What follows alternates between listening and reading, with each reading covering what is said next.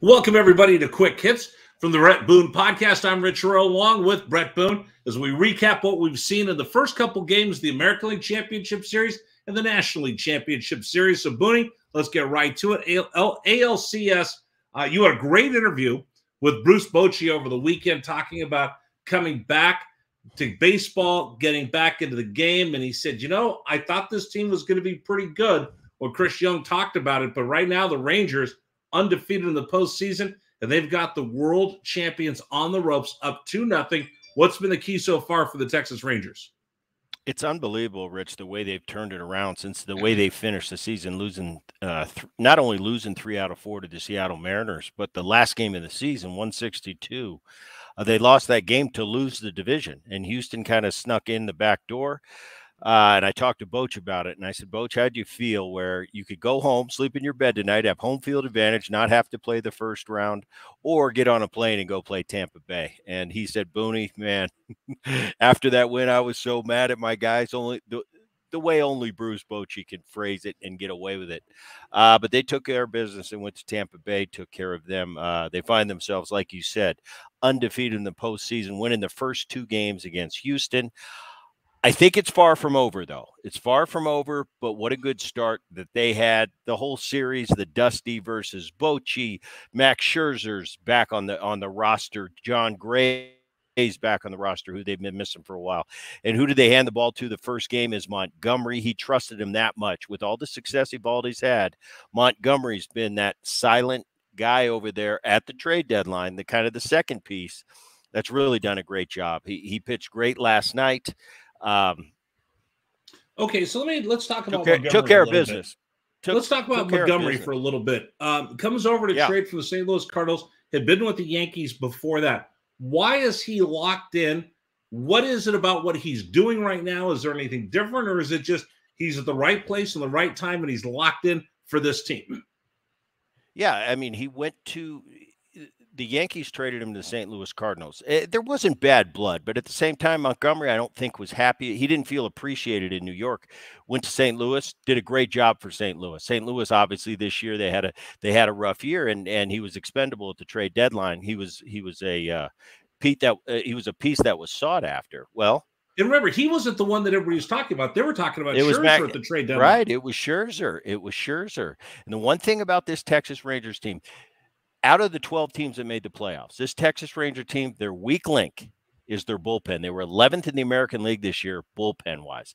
Bochy, I think, has done a great job piecing together, but their starting rotation's been so deep with Evaldi, Montgomery, Haney, and Dunning have filled that third spot.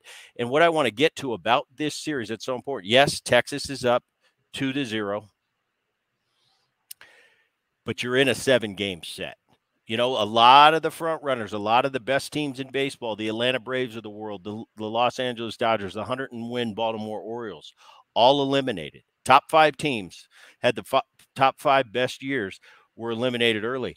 The 3-game series, the 5-game series, I find that you just got to get hot at the right time. Usually when you get into these 7-game series, the best team comes out of there. I was talking to Albert Bell, a buddy of mine, the other day. He said, Booney, I'd like to see 2 rounds of the playoffs to get to the World Series and both be 7-game series. I think that's a great idea because you truly get usually the better team in a 7-game series. That 3-game series, tough. Even the 5 can be tough. Couple rough games. Okay, yeah, let's talk but about the 7-game series is where it's at. Let's talk about Leclerc at the back end of the bullpen for the Texas Rangers. You talked about the Rangers. We wondered about their bullpen. He's appeared in every postseason win, all 7 wins, I think, for the Rangers. Leclerc has been there to shut it down, picks up his 3rd save today. Give me your thoughts on him, because he's right now, the way he's pitching, and I don't want to jinx him, but he's shortening this to an 8-inning game because he's been lights out. He really is. And in game 1, the Montgomery game where they won 2-0, he came in, closed out that game. Tonight in the Evaldi game, Evaldi goes, I think he went 5. No, he went 6 innings tonight, gave up 2. They handed the ball to Leclerc, and they asked him to give him a 4-out save. That's tough after back-to-back, coming off a save situation. Now he had to get a 4-out save. He got the job done. Chapman came in the 8th, which Bochy's been using him, and that is a little scary for me. It's like, which Chapman are you going to get? Is it going to be that lights-out 9-pitch strikeout, Chapman, or a 3-spot. Tonight he gave up another home run to Alvarez. Not a big deal. He's only got 5 already. One of the greatest hitters in the game. But Leclerc, I think that's a good point. Leclerc has really sharpened up that bullpen at the end. He's showing that you can rely on him. Texas is up 2-0. Like I said, do not quit on this Houston Astro team. They're too battle-ridden. That core group has been together for so long, and you can't sleep on them 2-0. I'm sure Bruce Bochy right now is pretty happy the position he's in, but at the same time, he knows how good this Houston ball club is, and he's not gonna roll over now and just mail it in. They're gonna have a fight on their hands the next 3. So let's go back to game 2. One of the biggest moments is that the Astros have the bases loaded. Jose Altuve up. That's the guy you want. You want your guy out there, Altuve, who's been involved in all the success, going up against Evaldi, and Evaldi gets him and gets out of that inning. How much does that pick up the Texas Rangers, and how much is that deflating for the Houston Astros that tipping point went to the Rangers? Well, it wasn't just Altuve. He struck out Maldonado with the bases. It was bases loaded, nobody out in a 2-run game. He strikes out Maldonado. He strikes out Altuve. He gets Bregman to ground out. That is a huge tide turner right there. And Evaldi's been that guy for them. You know, he spent some time on the IL down the stretch. He's back. He's pitched great ever since. Tonight was probably the worst he's pitched, and he still gave him 6 strong. So I can't say enough about it. This team is just clicking. They've won 7 in a row. It's not too often you limp into the postseason the way they did and then play this well this far into the postseason. They look like they're going to be tough to beat, but like I said, Houston, they're the world champions for a reason, and don't sleep on them at this point. Well, and one of the players afterwards, I saw in a post-game interview, just talked about Boch just gives you that anchor with his presence and his demeanor, and you really saw this during the playoffs that he's given them that. On the flip side of this, if I'm the Houston Astros, am I feeling frustrated? Am I feeling close? You lose the first game. If Verlander didn't pitch bad, he just didn't get any run support tonight. He only gave up 2. He only gave up 2. Verlander pitched a great game. Now, Valdez, different story. He's had a rough year this year. He gave up 4 in the first inning. Self-inflicted, actually. He had a ground ball back to him, threw it down the right field line, looked like he was frustrated, ends up being a 4-run first inning. That's tough to do when you got a team as hot as the Texas Rangers and you give them 4 in the first. That's a big hole you dig early. Usually you don't dig out of that. Okay, so have you been in a situation like that where it's an error? It's a ball that hits a pebble, hits the lip of the grass, goes the other way, and all of a sudden you find yourself in quicksand. Without a doubt. And I think what's that like? That's been especially when you're down 1-0 and you know how hot the team is you're playing. Not only how hot they are, but how good they are, and especially offensively how good they are. It's deflating. It's tough to come back from that. And he made Valdez this year, a year ago, 2022, he was a borderline Cy Young Award winner. He was in that conversation. This year has been different. And I listened to John Smoltz tonight on the telecast. He made a really interesting point because they asked him, and I always listen to John for his evaluation on the pitcher side of things. I really like the way he explained it. And he said he's a sinker cutter guy, but sinker is his pitch. It's his go-to pitch. It has been. It's the reason he is the Valdez that we talk about. But he said he's got a little too comfortable with throwing that cutter, and he said it's taken away from how great his sinker is, and that's been his forte, the left-handed power sinker. Usually you hear that from a right-hander. Right-handers usually have that power sinker, not usually the left-hander, but Valdez has almost a right-handed version of that left-handed. And Smoltz, his point was he's throwing the cutter more than he should, and he needs to get back to that 2-seamer, which got him to where he is today. How interesting is it? And you can't write this stuff. So we're going back to Texas. Texas has only played 1 home game all postseason. Right. And they have Max Scherzer, who they've worked so hard to get him back on the mound. He has an opportunity to make it 3-0 and really put this thing away. But the baseball gods are so cruel. You just know that Scherzer's sitting out there and that we're going to see something we don't anticipate in this game 3. Give me your thoughts as they head to Texas. Well, I'll tell you what, if I'm Bochy and I got Max Scherzer going for game 3, I feel pretty good. On the other side, you got Javier to counter him. Last time out, Javier threw 7 shutout innings. He's kind of been, not if not their best, definitely their second best. So they've got, Texas offense tomorrow, or not tomorrow, I'm sorry, day after tomorrow is going to have their work cut out for them with Javier. But it's going to be a great matchup. I think all eyes are going to be on Max. And hey, is it? But we don't know. He missed the remainder of the season and was on the IL. He missed the first 2 rounds of the playoffs.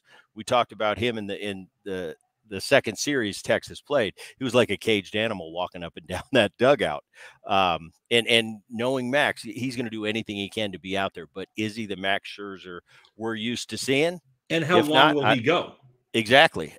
I'm sure he's got that worked out with Bochy, but that always changes with a guy like Max mid-game when they've agreed to their pitch limit. If he's pitching well and Boch comes out, there's probably going to be a conversation like, Boch, I know we agreed to 60 pitches, but I got this. I got the rest of this inning. It's going to be an interesting thing to watch. Okay, so what's your approach if you're the Houston Astros, knowing he's coming off the disabled list the injured list, first time that he's come off that, first time he's going to throw in this postseason? What's your approach at the Astros? Do you make him throw you strikes, or do you get aggressive? Well, I think these Astros they're one of the most astute hitting teams I've seen. They really think the game. They talk throughout the lineup. They talk tendencies. They talk pitches they eliminate pitches is what they do. I was watching the game last night, and Chapman comes into the game. Right away, it's obvious he can't find location with his fastball. So he throws a breaking ball, 1-1 to Bregman in a big situation. Altuve on first ends up getting doubled off because he didn't touch the bag coming back. And I was thinking to myself, I know the type of hitter Bregman is. He's realized within 3 pitches, Chapman doesn't have a feel for his fastball. What the Houston Astros do and their hitters, because they are next-level hitters, next-level thinkers, he's sitting on the breaking ball. I knew he was. Chapman throws him the breaking ball. He just misses it. Evan makes a great play in left field, doubles off Altuve because he just forgot to touch the bag coming back. That was a huge opportunity, got him out of that situation, which could have been a lot worse. The key tomorrow is, like I said in the opening with this Texas Rangers ball club, their weak link is what? Their bullpen. Max Scherzer's probably going to be on a pitch limit. Get into that bullpen as quick as we can. Work as many counts as we can. But if Max is throwing strikes, you can't work counts when he's hitting corners. So it's going to be interesting. Getting into the bullpen is the Houston Astros' best opportunity to win a game. Go back to the Altuve play at second base. What happens right there? You saw the look on his face. They put the camera right there without seeing the replay. I said, he knows he missed the base. The replay obviously showed he was so close to second base. I think if he played it perfect. He went just around the base, which is what we're taught to do in that situation. Read the play and then had plenty of time to get back to first. When you're that close to second base, if he would have rounded the base by 4 steps, absolutely he would have come back, retraced his steps. But he's so close, and you're kind of almost straddling the bag in the heat of the moment. It's almost like your brain tells you, did I touch the base? I must have touched it. I was straddling it. I'm on my way back first. It doesn't matter what I think now. I got to get back to first base. I think when the camera panned on him right after that, he knew he had made that mistake. But it's something, as players that have played a long time, we've all been in that predicament, and it's just a mistake. Costly at the time, but it happens to everybody. How many times has that happened to you in your career? Probably once. Probably. Yeah. You don't get into that too often because you're not usually straddling the bag. You're usually close to the bag or you're a couple steps beyond. When you're right in that no man's land, I touched the bag. Did I retouch it? I don't know. I was so close. I was kind of doing the two-step, the two-step out there. You kind of forget by the time you're back to get back to first base. It doesn't matter. You can't go back and retouch after you forgot there's not enough time. So you're in no man's land. Has that ever happened to you? Have you ever been to that position? I think it happened to me one time, and ironically, it happened to me in Texas. In I believe 2002, we were in a pennant race. It was the last 3 weeks of the season. We were in a dog race with the Oakland A's and the Anaheim Angels at the time, and I made a crucial base running error, and I think it was a re-step of the bag. And I remember I had the same feeling that Altuve had, the look on his face like, I think I didn't retouch, and I hope they don't figure it out. They didn't have replay back then, right? But I think they caught it anyway because the umpire was right there on top of the play, and I had no argument because I knew it. Okay, let's jump over to the National League. Happy birthday, Bryce Harper. And by the way, he goes deep again because that's what he does in October. Diamondbacks, Phillies going today. Phillies jump all over the Diamondbacks once again. Schwarber and Harper with first inning home runs, and they outlast the Arizona Diamondbacks. Arizona had an opportunity, but just couldn't get that one extra hit. Give me your thoughts. When I look at this Phillies team, yeah, Texas Rangers are hot. They're 7 straight. But as far as electricity and just an atmosphere surrounding a ball club, I don't see anything that rivals the Philadelphia Phillies right now. That city is absolutely on fire. But Bryce Harper looks like he's possessed. He's on every pitch. He's as locked in as he possibly could be. He goes deep in the first inning tonight. Schwarber hit 196 this year, whatever he hit 46, 47 homers. But my son was telling me, he said, Dad, yep, they're just looking for Schwarber every 4th day to lead off with a home run. Well, he did that tonight.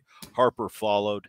I look at that offense. There's some great offenses in this postseason. I mentioned Houston Astros, probably the most astute professional hitters, professional lineup out of the bunch.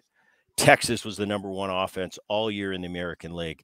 But I'm watching these Phillies right now on the offensive side, and they're flat out scary. You got Schwarber, who's always a threat in the leadoff hole. Trey Turner, who has just turned it on ever since that standing ovation in Philadelphia. Bryce Harper, like I said, he looks like he's possessed. I don't want to face Bryce Harper right now. He's so hot. He's so on everything. Castellano hit his fifth home run tonight in the postseason. There's just nowhere to hide for a pitcher now facing that Phillies lineup. Wheeler gave him a great outing tonight, 6. He gave up 2 runs. You got Nola on the mound tomorrow. Gallen wasn't just up to it. Gallen had you were talking about him in the Cy Young race at the All-Star break. He kind of had a tough second half. He's had an okay postseason, but he gave up 5 innings tonight. I don't know. This team's going to be tough. You got Nola tomorrow.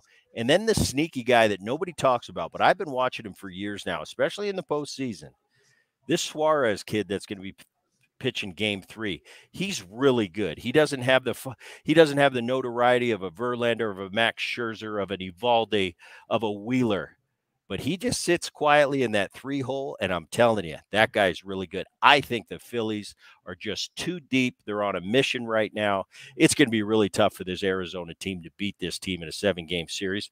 Believe me, I'm watching this, Rich. We've been talking about it since the opening of the playoffs. And it just proved to me, as much as I think I know, I'm wrong just as much as the next guy. So I'm going to say this. I don't see right now, this current Philly team, I don't see them being beat. It's just something about them. They've got an aura about them. They've got a way about them. They got that it factor. If they get to the World Series and get past Arizona, that may be different. You don't have that aura forever. It comes in streaks. But right now, I wouldn't want to be playing the Philadelphia Phillies right now. It's going to be really tough for Arizona. The good thing for Arizona is they've got Kelly on the mound tonight. Last time out, he gave him 7 scoreless. He's going to give him a chance, but it's going to be really an uphill battle for this Arizona Diamondbacks team against this Philadelphia Phillies team. All right, that's our look at the first couple games, the ALCS and the NLCS. I'm Rich Herrera. That's Bret Boone. Coming up later this week on the podcast, Kevin Millar will visit. Kevin Millar will get his take on Thursday on what he sees of these playoffs. See if he can break it down like us people get sick of me breaking it down, Rich. I love doing it, but we'll see Kevin on Thursday. All right, so that's going to do it for Quick Hits with Bret Boone. Rich Herrera, Bret Boone. Thanks for joining us, everybody.